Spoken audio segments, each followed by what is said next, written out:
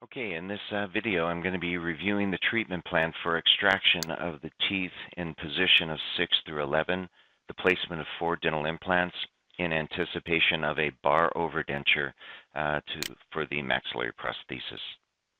First thing we notice is we have a very large defect associated with the bicuspid tooth in position of tooth number 6, and that this particular defect has a definite communication with the floor of the nose. At the time of extraction, this will be degranulated because this floor of the nose is very tenacious. It's a mucoperiosteum with ciliated columnar epithelium, so it's very, very thick, and it'll be easy to degranulate the infected tissue in this area and place bone graft in anticipation of having an implant in this area between 6 and 7. The other thing we notice in the scan is that there is a large defect associated with tooth numbers 10 and 9, perio defect in the interproximal space. However, by measuring the bone available here, we still have 13 millimeters of bone in that area to be able to place a good dental implant. So that's what we'll use. Looking at the volume rendering, we see why it's contraindicated to use an overdenture keeper situation with the implants not connected together. Because of this class 3 malocclusion, our implants are going to be in a negative position in terms of the position relative to the mandibular arch. This creates a very strong cantilevered situation that if the implants were left individual with keepers on them, this would lead to breakage of the keepers as well as potentially breaking the implants themselves, not to mention the amount of bone loss associated with this extreme cantilevered situation. So thus we're going to splint them together with a CAD CAM bar with a hater clip in the anterior region to keep it very low profile, and two keepers, probably GPS keepers on the bar on the distal aspect. In the arc section mode, we can see that I've mapped out the incisive nerve so that while we're placing the implants, we can check the position of our implants relative to this anatomical structure. Okay, we get a better picture of this defect. We can see that there is some clefting and probably, fistulation associated with this infection. At the time of extraction, the majority of this tissue will be removed and curetted out prior to placing the dental implant. We will be placing graft material in this area to repair this opening in the floor of the nose, as well as maintain the integrity of the bone distal to the implant in this position.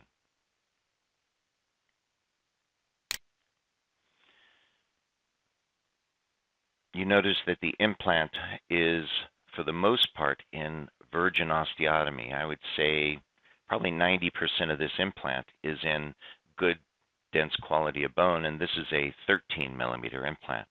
So the implant will be very secure, and once we place a membrane from this interproximal area to this defect, which the measurement will be 16 millimeters, which will work out great with our cytoplast membrane. We'll be able to put the graft material and a membrane over the implant and the defect, regenerate this bone, and achieve primary closure all at the same time. You notice that the implant is angled distally relative to the implant in position 7-8, and this is to increase the AP spread for this particular case. The AP spread right now is so in between here and the center of this implant. So we will draw a line from this implant to from 8 to 9 implant, and then we will measure from the most anterior extension to the most posterior extension.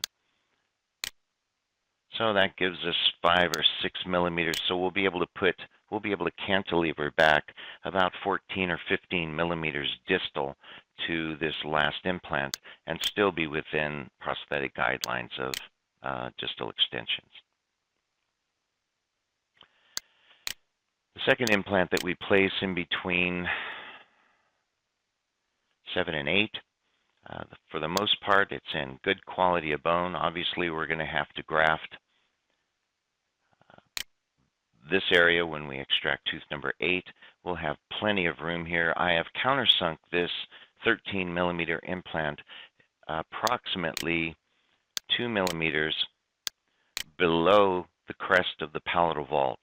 And the reason for this is so that we will be able to place a membrane over this area as well in anticipation of grafting this area. Primary closure should not be a problem.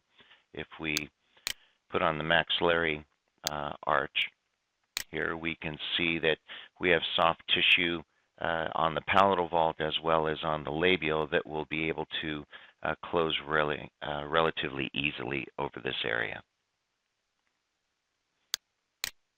I've done the same thing in the position of tooth numbers 9, 10, and we notice that there is a distal defect here. So let's go ahead and isolate that.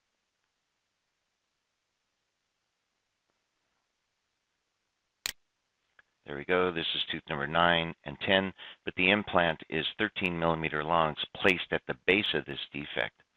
Now, if I remove the stone model and decrease the brightness, we can see that this implant is slightly below its neighbor in position of tooth number 9, and that could be fixed at the time of placing the implant, because we can see that there is still approximately 2 millimeters prior to going into the floor of the nose over the implant in position of tooth number 8.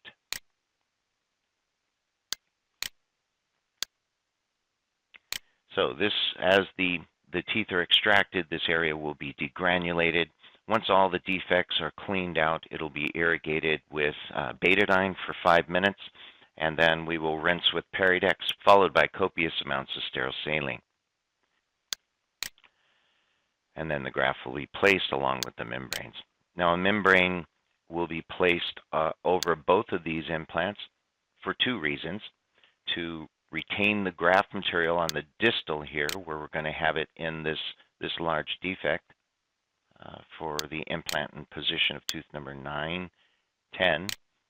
So this implant will be placed. It'll be placed very close to, if not in, the cortical bone associated with the floor of the nose, as low as possible to give us room for the CAD CAM bar. Whatever is exposed into this defect will be grafted and will be covered with a membrane.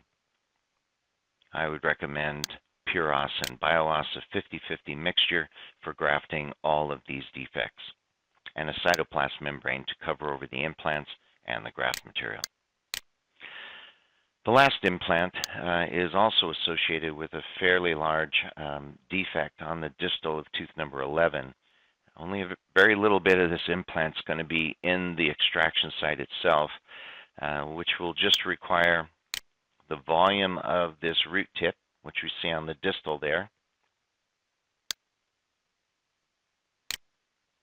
So now we see that that area of this particular dental implant that's going to be in the extraction site right here. And I'll put this on profile mode. So you can see it's just this corner. The majority of the implant is in good virgin osteotomy. I do recommend that you get this implant as close to the floor of the nose as possible. You can make sure it's seated properly by the palatal vault in this area on the mesial aspect, 2 millimeters below that palatal vault. So I have 3 13 millimeter implants, all legacy 2s, and we will be using the Overdenture abutment along with 2 GPS attachments on the distal bar and a hater clip in the center, in between implants in position of tooth numbers 8 and 9. And that's it. Love to hear your opinions or your questions about this particular case.